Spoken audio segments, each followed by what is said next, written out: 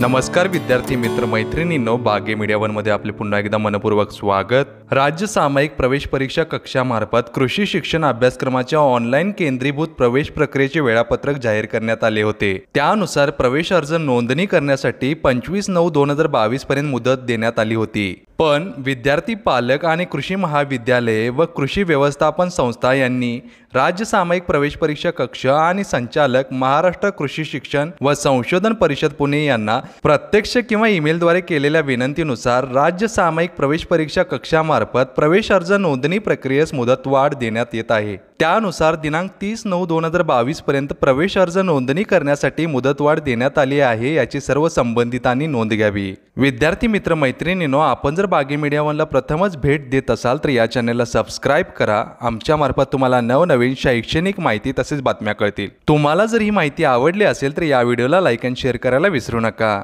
धन्यवाद।